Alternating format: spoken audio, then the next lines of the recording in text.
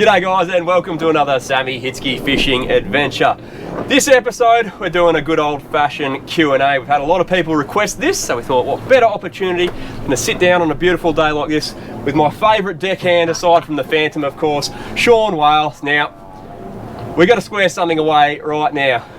We should be fishing, shouldn't we? We should. We were planning to go fishing, and this is the funny bit. It's not funny at all. Not funny at all, because we, in the car, have a bunch of gear to go offshore, but there was a savage westerly coming through mid-morning this morning, and a bit of unsettled conditions. Doesn't look like it now. No, it looks beautiful. So we'll leave that for another day, and we thought we'd answer some cool questions. There's been a lot come through, Sammy, hasn't there? There has. I put the word out on the socials, and a bit overwhelmed by the response. We unfortunately can't answer them all, but we've picked a few of the crackers, and we're going to go along.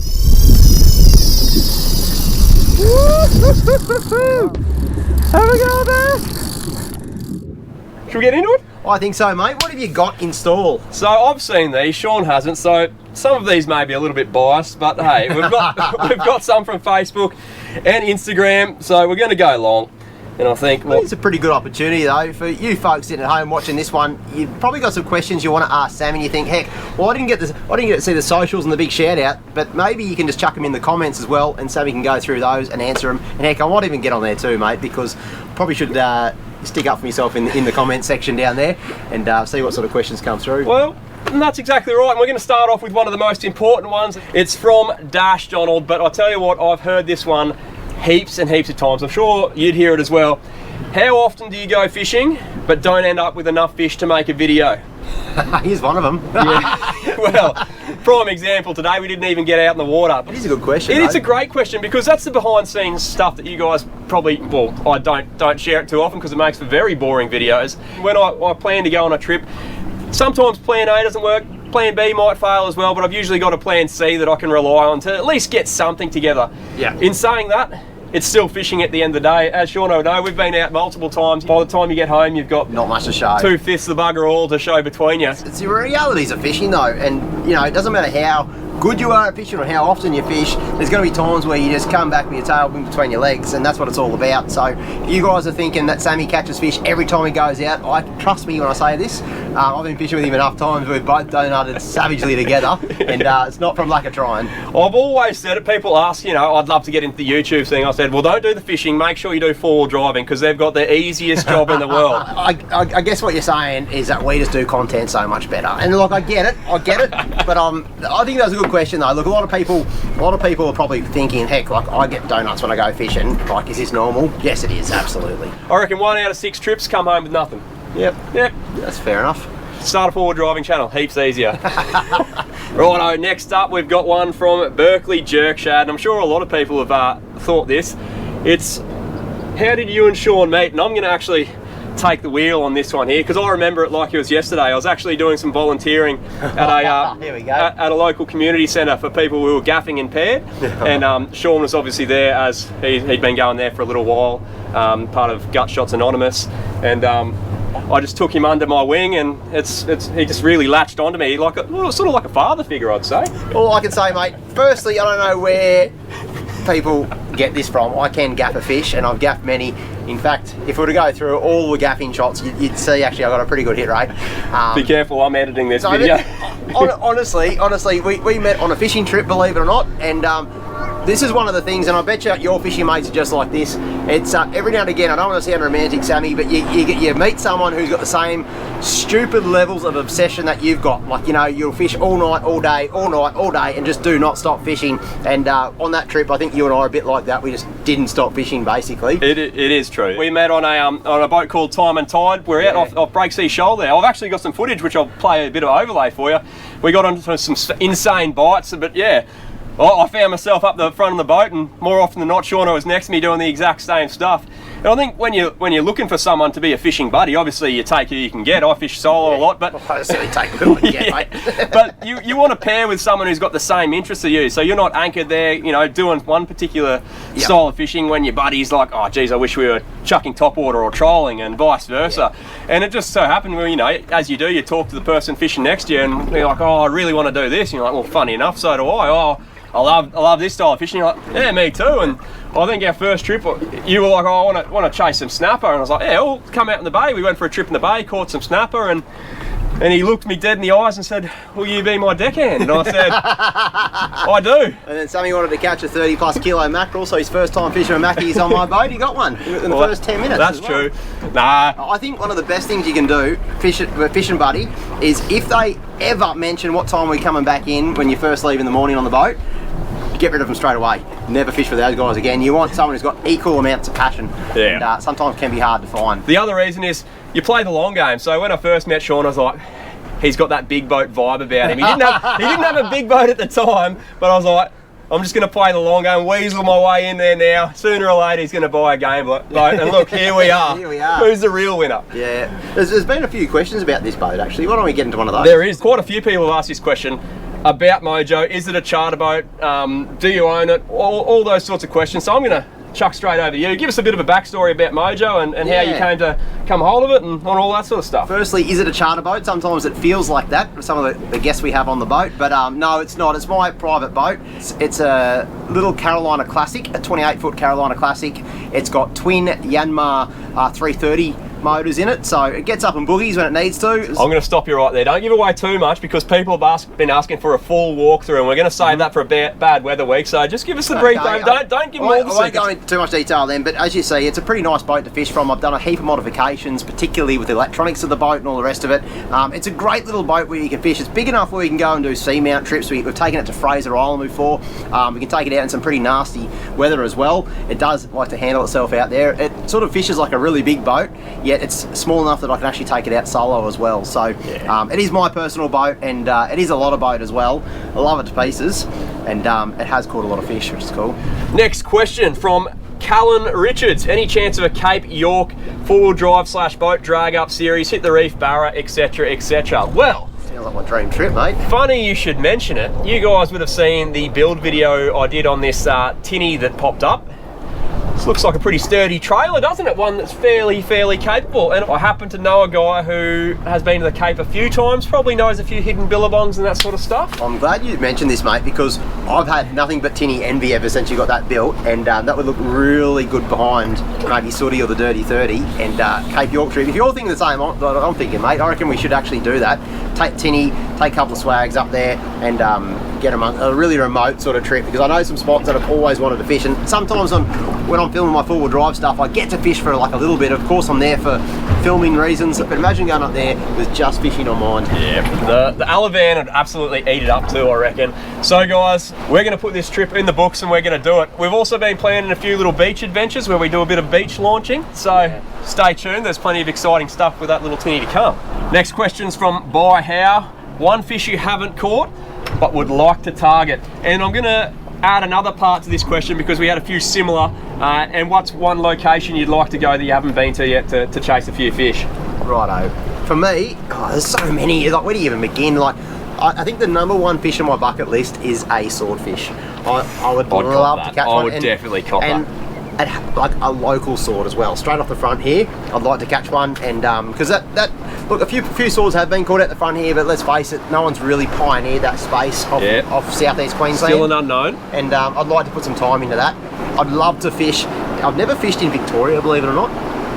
Except I fish for trout. There's just trout there. I'd like to fish for SBTs, a big southern bluefin trout. Yeah, I'll cop that too. I'd like to do that and swordies down there as well. So Exmouth is on the bucket list. I'd love to fish for Exmouth. You know what, just fish full time would do me.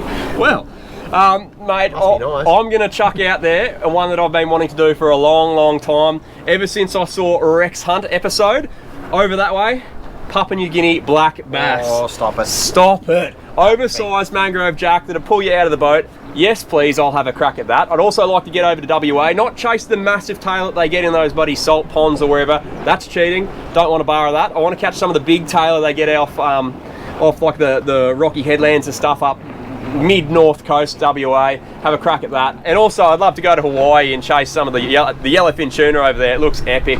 I know Shauno wants to go over there and chase the blues, but we get them here. We get yellowfin here too. It just looks cool. It just looks cool. Yeah, and I'll get it. So many places to fish. What one you need to do with myself and Graham, mate, is get up to the Kimberley and big saltwater barra in remote areas. There's nothing more fun than that. Well, guys, you heard it first. Make sure you hold Shauno accountable for that one too, because I have asked him to go on that trip a couple of times. Yeah. Let's do it. Let's do it. I think we need to. I'm in. There's another question. It popped up a couple of times. Are we going to see Sammy on full drive 24/7 again? And look, I don't want to speak out of turn here, but I think you generally do your dash when you sink a sponsor's car. If you guys haven't seen it, jump over to Shauno's channel. And while I'm on that topic, the boys have just ticked over 1 million subscribers. An Aussie channel, 1 million subscribers. Absolutely unreal. So if you haven't seen Shauno's channel, full drive 24/7 on YouTube, the most amazing four-wheel drive content you will ever see. I'll be the first to admit that. It is a hell of a production. But yes, check out the Moreton Island episode. Little incident with whose car was it? It was Pete's ultimate car, mate. Sorry, Pete was mentioned a few times. He still brings it up a fair bit. He's really good about it. He's a gentleman, mate, and I can tell it cut deep. And I told him as well, it was all your fault. I had nothing to do with the spotter or me going, yeah, just send it, mate, it'll be right. Let's just get the facts straight. Shauno tried to cross it first. His car floated and he had to reverse out. Yeah, it was he's like, you go. Yeah. We had a little sinky situation. It was all right. Nothing we couldn't handle though. We got the vehicle going again. But look, something that you and I have talked about, I guess off camera a fair bit, is doing like, and it goes into that other question about doing more adventurous fishing, as in going away somewhere remote, take the tinny, take the swags, and catch some epic fish. So stay tuned, guys, because I've got a couple of ideas that I actually not just want to do, but I want to film them and show you guys as well. A lot of big plans being thrown around. There is, mate, some big talk. Here's another one, and this is one for the OG Sammy supporters, and it's from, have a crack at that one. Is it Thorb or Thor B. Hale? Thor B. Hale. Thor B. Hale, why did you stop spearfishing? Now, for those who don't know, I used to do a heap of spearfishing back in the day, as did Shauno. Yeah. And I really enjoyed it. Like, spearfishing is one of those things, if you haven't done it, even just get a snorkel and a pair of fins and go for a look around your local rock wall, local inshore reef, fad, whatever. I never went spearing, and I speared for probably 2 or 3 years. I never once went spearing where I came home and couldn't say I didn't see something cool. Yeah. I learned a lot about fish, where they sit, how they hide, how they respond to divers and different sort of situations.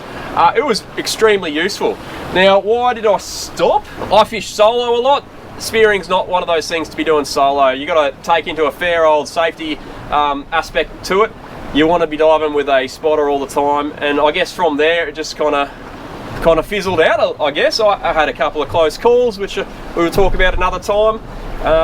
Yeah, there was probably a period of my life for about 7 years I didn't touch a fishing rod. I only speared, and I was absolutely obsessed about spear fishing. It's one of those things I'd like to pick the spear up again and go again, but I guess there's just so much fishing to do as well. I just don't have time for any new hobbies. It's fishing's one of those sports. There's always something new and different to try and do. So you add another accessory sport or time expensive sport like spearing into the mix, it's either one or the other. It's just time, and it's hard to do it solo. So that'd be the main ones. Going to a bit more fishing focused one, and it has to do with fishing off Mojo, but it's going to be one that goes across both boats.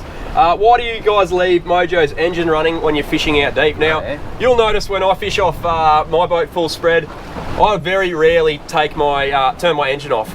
And that's purely because the style of fishing we're doing, we want to be directly on top of our lines. So we are using the boat to position ourselves on top of our lines at all time. If you were just to drift, your lines would go this way and the prevailing condition would push you somewhere else. So that's why we don't turn the engines off. You're constantly adjusting that boat. Sean actually has back controls. Obviously I can reach the controls from where I fish, but Sean has back controls especially for that, where you're adjusting the boat's position all the time. You want to be up and down with your line. You don't want your lines a mile out, because if you're fishing in, say, 60, 80 metres of water or even deeper, obviously that line's going to be way out the back. You're going to have triple the amount of line out. You're not going to be in touch with the bottom, and you're not really fishing as far as I'm concerned. You need to be up and down on it. And the other thing as well, it's really fuel efficient, even in a boat like this, to have them idling. You go through bugger all fuel, same with an outboard. You're using no fuel when it's turned on, and I don't think it scares a fish away either, mate, especially when you're fishing in the deep. For something like soft plastics, I'll just turn the engine off and drift through an area, but when I'm jigging and that sort of stuff, it's always engines on. Up and down. Yep. Great question. Sorry, and that last question was from Lester Hillary. Now, I've got to address another question that comes up probably 2 or 3 times a week, and it's when am I going to take a subscriber out with either us or myself solo? Now, as I say to people, it's actually, there's a lot more to it than you may realise. So if I was to take out a fan or a subscriber, It's actually classed as a charter. Now, you got to have your boat in survey, have all your correct charter licenses, insurances and all that sort of stuff. So I don't have any of those, so I'm actually not allowed to do it. What I am looking at doing though is I'm looking to book a couple of local charters. Then anyone who's keen can book on that charter as well, and then we can go out. So I'm looking at doing a few of those things, maybe a couple of meet and greets, maybe a bit of surf fishing or something like that. And also, to be stuck on a boat with just Sammy for a whole day, be honest with you, there's a lot of better things you could be doing with your life. So maybe a charter boat, there's going to be other people there, there's going to be better chit chat and just great better banter anyway. So I reckon that's a good idea, Sammy. Turns out we also have a lot of New Zealand fans, so we can't shout anyone out specifically for this question because we got it about 10 times. When are we going to New Zealand to have a fish? Yeah. I'm going to answer this one first because I've already been and gone. I went to New Zealand specifically to jig kingfish. We did 3 days, we could only fish 2. I jigged kingies to 18 kilos, so I've done it, but I would like to go back. It's funny you say that, mate. We actually get a lot of guys from New Zealand who love our show as well, and we get the same question when we come to New Zealand. You've got some epic scenery over there. Your hunting, your fishing is absolutely off tap. Yeah. I'd love to. I'd absolutely love to go to New Zealand. What's on your bucket list for New Zealand then? I think it's the Wanganella Banks. Wanganella Banks, you know the one. Yeah, I know the one. We've seen the same video. Yeah. Ultimate Lady, Matt Watson, you absolute lord. If you're watching this, which I know you definitely are, if anyone knows him, reach out to Matty. We'd love to come over and do a trip out to the Wanganella or anywhere with him. He's an absolute G. Yeah.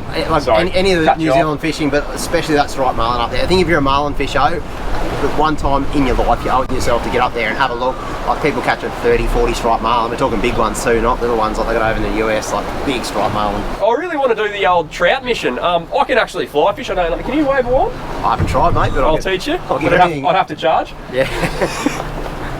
Sorry, that's just good chat from me.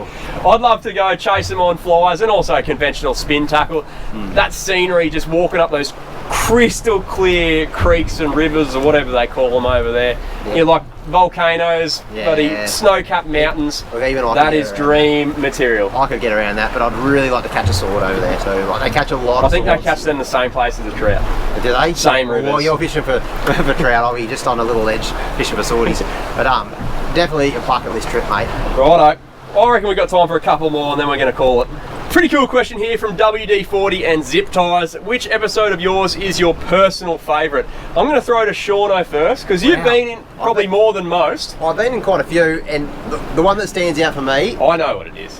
I'm not going to. Okay, the seamount trip. 100%. Yeah, without a doubt. That was like it was probably 2 years in the making of just dreaming up like I do a lot. You and I come up with like crazy ideas where we can go fishing. Always wanted to do it. Being told my boat was too small to get out of the seamount safely. Prove people wrong. So went out there, did it. The backstory of that trip, we didn't really know too much about anything about there apart from there's a big sea mountain that's about 250 k's offshore that comes up from like 4,000 or 5,000 metres to 400 or 500. Yeah. And we thought, well, that sounds pretty cool. Yeah. Let's go out there. And dead set, it was 2 years in the making and it got planned in 24 hours. We saw the weather window, it went from nah to, I think that's the window. And we went, righto, let's do it. It's actually my first video that went to 1 million views. And not only was the fishing is extraordinary, the weather was extraordinary as well, apart from the first night, which we'll never talk about ever again. That was just the worst ever. Yeah. But I think what really translated to you guys was just how genuinely excited we were. Obviously we fish a lot, you know. It's just the unknown. Like, it was going so far offshore, you just don't know what to expect. We had every bit of fishing apparatus you can imagine. But I'll tell you one thing that will stick in my mind for just about ever. Remember, I had a rod in this rod holder right here. I put a bait down in 400 metres and I was like, so now what happens? We just wait a bit and then, no joke, rod tip starts to go, it gets whacked. I wind it up, I free spool it, it gets absolutely belted. Line is absolutely coming out of this reel like you wouldn't believe. Melting off the reel, you'd say. And I just hooked a giant of the depths, 250 kilometres offshore, and yeah, well, that was quite the experience. That was video too. That was turned out to be a massive thresher shark that had got eaten by even bigger sharks or giant squid. We still don't know. That made headlines around the world, actually. Yeah, it did. It was just one of those trips. Absolutely amazing, and we all time, mate. We are planning to go back. I always make sure the boat is in good mechanical condition. So as soon as we do get 3 perfect days, drop of a hat, we're out there. We're going. We're out there. So that's yours. Obviously, that is a big, awesome one for me too. I had a ball on that trip, and it's been a bucket list to get out there. We did it. But I've got 3. First one is the Taylor episode, my biggest Taylor, excuse me. Caught a 4.3 Tailor off the beach while filming for Creek to Coast. You try as much as you can to keep it professional for the camera. It did not come across like that. I went ballistic. That's good. I was one step away from taking all my clothes off and just running up the beach. I was like, I tried to hold it together, and That's fishing. Like, it doesn't matter if you've been doing it for a million years. When you catch that fish of a lifetime, you know, that was the excitement is real. That was very special. One I was very proud of is the 4 billfish species solo out of my own boat in 1 year. So it may not sound like many fish for 1 year, but it's actually quite tough. So that was a black marlin, a striped marlin, a blue marlin, and a sailfish. Now, I caught a striped marlin and thought to myself, hey, I'm going to make this challenge, have a good old crack at it. I'd never caught a sailfish before in my life, but I thought I'll figure out that one later. Blue marlin, I was fairly confident I could catch. I just needed to put the time in. Black marlin, I definitely knew I could tick off the list, but I thought striped marlin, that was one of the harder boxes. Job done. Worry about the sailfish later. And look, I ticked the black and blue marlin off pretty easily, and I knew I needed to catch a sail. Got my 4 billfish with 2 weeks to spare, solo out of a 5.6 metre boat. And I think it's pretty cool. That's pretty special, mate, because it's not as if you're fishing for marlin every time you went fishing. 100% no. We've got seasons and all that sort of stuff. Weather windows, being a small boat, you can't get out there all the time. But pretty cool, mate. Very proud of that one. But my most favourite one that's happened recently is out deep jigging, where I caught 2 yellowfin tuna on the jig solo. And this video didn't even go that crazy in the views, and I don't know why or why not, but I reckon that is got to be one of the most flukiest things I've ever done. If you guys haven't seen it, this is a thumbnail. Search it out, because this video was mental. I remember when you rang me about that one, I couldn't believe it. I thought you were actually taking the piss, mate, but to catch 2 yellowfin dropping a jig down is unheard of. On jigging gear, I 100% don't recommend it either. It is the worst. I got flogged, but just one of those things, you go out there enough, crazy stuff happens. If you haven't seen the video, check it out. It's one of my favourites. Now, a very common question that I get, and I'm sure Sean would get it all the time as well, it's how do we get into content creating? How did we personally get into it, and what are some of the behind the scenes stuff that goes on that you guys might not necessarily see? Do you want to go first? I know. Yeah, sure. Sean's got a bit of a different setup to me, but sure. I started off on OnlyFans, right, and made 0 money. The only person to go backwards. No, that's not true. I guess I started from a very different background to most people these days. Most people can just jump straight onto social media and YouTube and just have a crack, and then they can take off, and they put enough time into it, it'll work out. I actually started off in print media. So back in the 60s? Yeah, exactly right. We didn't have colour back then, but I was working in magazines, which a lot of young crew probably have never bought a magazine. Those guys of our generation would have had multiple subscriptions from a young age. I had multiple fishing subscriptions, car magazines from a young age. Before OnlyFans, there was magazines. There was magazines. So what we did, we started actually doing video content on DVDs that went with the magazine. Now, I got involved in that because I wanted to travel to awesome destinations. Imagine getting paid to travel to your dream destinations and film four-wheel drive content, which you're super passionate about. That is literally the ultimate job. That I could never imagine as a young bloke getting into that field of work, but I did, and I've been doing that for now 15 years. And as time has progressed, magazines are not a thing anymore. We made the transition to YouTube, and that's where, of course, I've been doing that for the last 5-6 years full time. You've probably got a similar story. I actually do. I started my fishing career writing for magazines as well when they were a thing back in the day. I was in the mines and I had not much to do in the office, and I thought, bugger it, I'm going to use this time to write some articles for magazines. So I was doing a bit of filming for myself, just fishing trips, and then actually had an opportunity. BCF reached out and said, hey, we'd love to do some work with you. We'd need some content, and would you like to have a crack at it? And I thought, bloody oath, what's the worst going to happen? I'm going to quit the mines because I wanted to leave anyway. If I get paid to go fishing for a year and then it doesn't work out, what a year. Yeah, what a year. I can at least say I did that. How good is that? So that all kind of morphed into doing filming, getting comfortable behind the camera, and I thought, well, while I'm out here, I may as well do some fishing myself. I've got time, I may as well do my own trips and start posting it on YouTube. I've seen a few YouTube channels. I watch YouTube myself. Why not? I'm out here anyway. So that's where I started, and I started doing the odd video, and then I don't know when it was, but at some stage, I'll have to do a count and see how many videos I'm up to, but at some stage I went from doing sporadic videos to, bugger it, I'm going to do a video every Sunday. And that record remains unbroken, and I think it's getting up towards the 4-year mark, potentially more. I'm going to do a count and put the number in there for you of how many weeks I've done it in a row. What I'm taking out of this, the key takeaway, if you guys are looking to get into content creation, the big takeaway I got out of what you just said then, mate, is consistency. You're out there making content all the time, and you're very consistent with it, putting the hours in. And I think a lot of people make mistakes when they think, yep, I want that lifestyle, and I don't blame you, because let's face it, when you get to do what you love, you genuinely love, as a gig, there's nothing better. And for you guys thinking, how do I do it? The key is, firstly, ask yourself, are you really passionate about it? Because a lot of people, I think, you know, just want to do it to chase the fame or the free gear for their car or their boat, or they think they're just going to be given a whole stack of fishing gear for free by doing one video on their social media. That's not how it works. Forget any free stuff. Do it for the love of it, and trust me, the rewards will come later, but do it because you're passionate and no other reason. I think that is absolute sound advice. I think a common misconception is that I go fishing every single day. That is certainly not the case.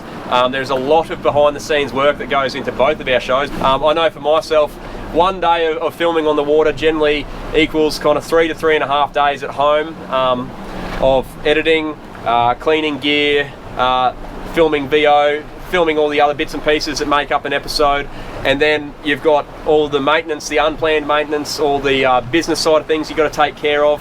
There's been plenty of weekends where I'm still up at Saturday night, 1 o'clock in the morning, finishing off a video to be posted that Sunday for you guys. So I think if you are going to get into it, don't be under the misconception that you're not going to have to put the work in. There's still plenty of work to be done. There's more work. There is probably more work, but absolutely. You know, the upside, this is your office, this is my uniform, and I'll tell you what, I wake up thankful every single day, as I know Sean would. Absolutely. Good little segue though. I'm actually looking at expanding my team, and this is a little golden opportunity for people who are looking to maybe venture into this lifestyle and possibly get involved with my show. I'm chasing a cameraman editor to help take my channel to the next level and really increase the production value of what we're doing. And that might even mean more content, right? It may well mean more content for you guys. So if that's something that tickles your pickle, maybe gets you a little bit excited, I'd love to see a resume from you, or just hear from you in general.